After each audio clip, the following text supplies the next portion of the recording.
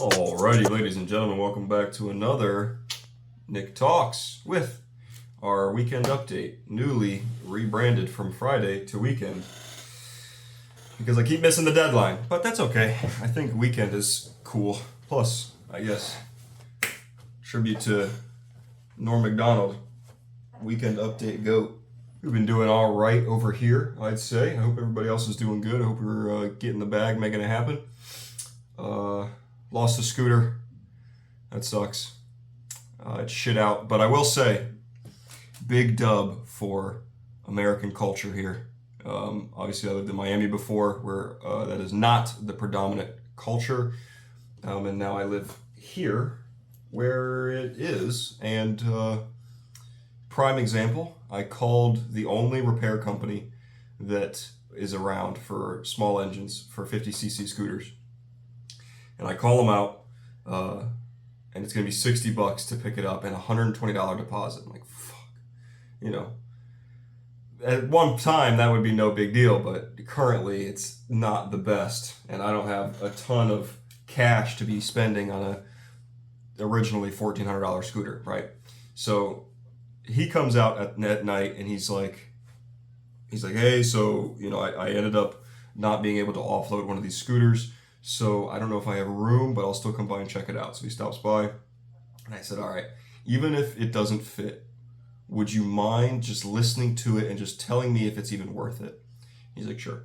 So he comes over, he looks at it, and I try to start it up, and it's spinning and spinning and spinning. And he's like, all right, it's probably, you're just not getting any compression in the engine. It is fixable, but it could be any number of things. And I'm going to have to get in there just to figure it out. And I said, okay. And I was like, so like, what are we talking? And I was like, because I'm going to be real with you. This thing wasn't very expensive, and I don't want to spend half of its total cost just repairing it. It's just not worth it that much to me. And he's like, all right, it's going to be like $300 at least. I'm like, pfft. I said, all right, brother. Well, then I'm going to go ahead and say thank you for your time, and I'm all good. And I said, I'll still give you the $60 for coming out here because you didn't have to. I know, you could have just gone back and rescheduled. And he's like, no, I'm not taking your money. I said, let me give you 40 just for the trouble. He's like, absolutely not. He's like, it's fine. He's like, I'm glad that, we could figure this out. Because some people just get too wrapped up in trying to fix it that they end up being in way more than it's worth. But that was so cool. It was so cool that not only would he not take my money for him coming out there just as like generosity, but also he would just flat out tell me, even if it meant him losing the sale. And I told him, I was like, we came from Miami and this is not how things work over there. Like they'll just take your money and completely fuck you and then take some more and lie to you the whole way. And he's like, yeah, I know how it is over there. He's like, we don't need to do that. He's like, we've done well enough for ourselves. I don't need to rip anybody off. And it was like, dude, that is fucking so cool. That's so cool. That's so much what I miss is being able to trust people. Being able to trust, that we're not going to fuck each other every time we get the chance, right? It's just not necessary. Everybody's going to be fine in the end. And it just ruins the energy of the society around you when you know you can't trust anybody versus when you know you can. It's just so much more peaceful. Pretty cool. I really did appreciate it. I needed that. That was a win that I definitely needed. But other than that, feeling good about the channel, noticing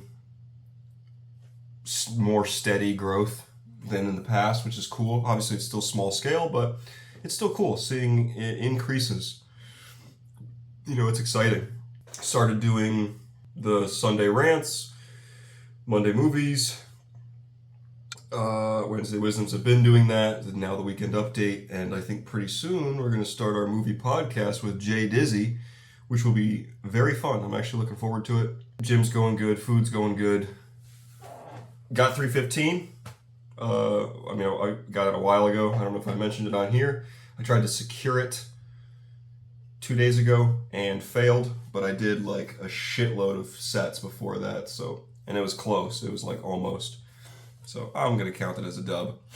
Work is whatever, man. It fucking sucks working for the man, especially in the capacity that I do now. I haven't worked retail in a long time, but it's just ass. It's like, so I can literally see the soul, the heart of the people that work there being siphoned from them, from the business, out of them to the business, just killing all ambition or creativity. And it's like, it's pretty depressing just because of what it is, you know, especially because, you know, you're not allowed to get overtime. Anytime you get close to 40 hours, they're like, you got to get the fuck off the clock, right? Because they don't want to pay you extra, which is so shitty. They'd rather employ fucking 300 people and pay them all just 40 hours than 100 people and give them overtime so that they can actually live on what they got. But what do I know about knowing shit? Socially, been doing pretty good. I'm really trying to get the most out of every interaction. So every time I get the chance to interact with somebody, like I'm really pushing for like best case scenario. Like how can I make this perfect? You know what I mean? Like just trying to formulate, how do I take what they said or what the situation is or where we are, what's going on, and make this a win, a social win, in terms of like, I said something that genuinely got them to laugh or started a real interaction, you know, broke through the barrier of, you know, these walls that everybody fucking has so high that they just are so awkward and so determined to be that way.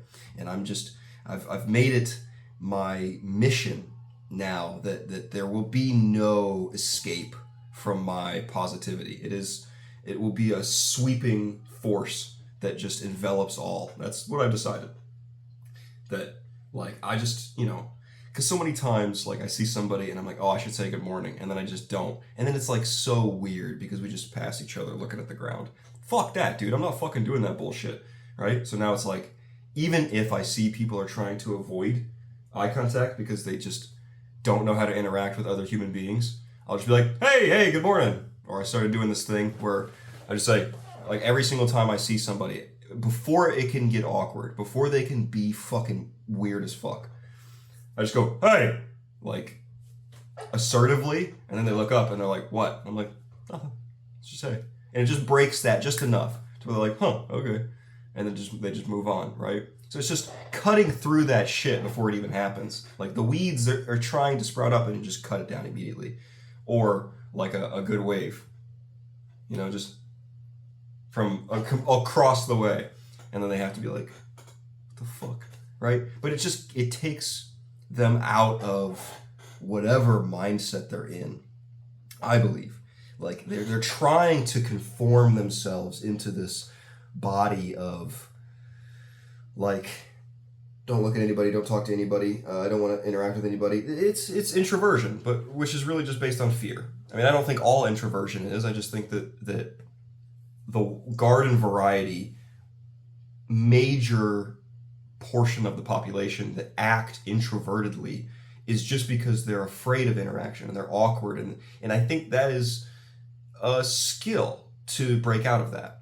Given, you know, I was very introverted when I was young and I'm not anymore, and that was because my father, all the flaws that he may have, got something right, and he pushed me and forced me to interact with people, and it worked great, right? And in doing so, I could understand, oh, okay, this isn't a thing that I am. It is a method of being that I am currently employing, right? And so, if that's the case, it's no different than the way that I wipe my ass, or the way that I tie my shoes. It can be trained differently. It can be unlearned and relearned in a different pattern of behavior. And so, tangentially, I guess, Jesus. But, you know, I'm trying to disrupt that. Because if I don't disrupt it, then I conform to it. If I'm not willing to be constantly outgoing, then it's so easy to just fall into reclusiveness and just be within, you know. But anywho, so that's good. And it's definitely helping. It's definitely helping to push for interactions, because they just won't happen if I don't, you know, because most people 9 times out of 10 just don't want to interact with people, especially people they don't know. You know, like if I had been working here for 10 years, then at that point, it is what it is. But people are just bound and determined not to be social and friendly and neighborly with people that they aren't comfortable with yet, which is understandable, but not what I am willing to accept. It is what it is. I think there are worse agendas to push upon the exterior world than friendliness and neighborly compassion, I think. You know, if I'm gonna, essentially shove my ideology down someone's throat, at least make it positive. Like, yeah, okay, how much harm is this really gonna do? The fact that I wave and say hi every morning, and then I learn people's names, and I remember what people told me last time, so I can use, oh yeah, you said you were going to this college. Really care about people. How much harm could that do? And then in return, show them that this is what we do here. But it's cool. It's cool. And it just makes me feel so alive, man. Interacting with people. It's just always has been like that. It's always been such a thing for me. And I don't know if that is just a human thing and everybody feels this way, or if it's specific to me. But just interacting with people is endless fun.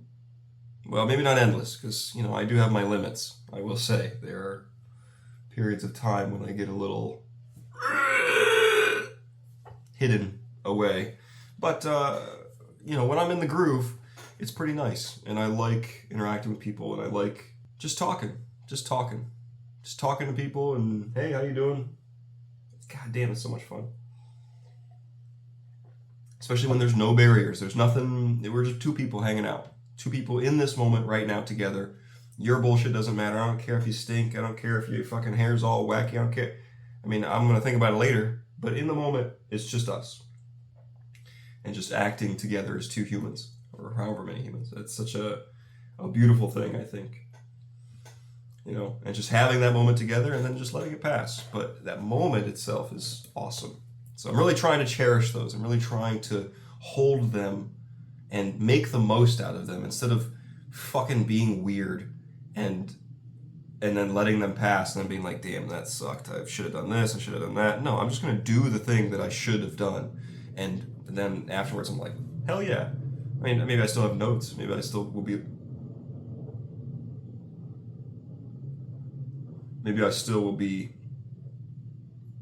thinking about what I could have done better. That could have been a little cooler. That could have been a little funnier. It could have been a little more relaxed.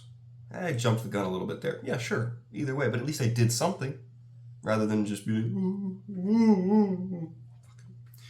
rather than being a pussy. But anywho, yeah, we're doing pretty good. Last thing I'll say is, nope, I'm going to save that for the Sunday rant. Next Sunday's rant. But thank you guys so much for watching. I really appreciate you, And for me in the future, appreciate you, guy. Hopefully you're fucking balling out, dude, because I'm getting pissed off over here. Hopefully you got the money that I don't. That would be cool. But cheers, brother. See you on the next one. Nick out.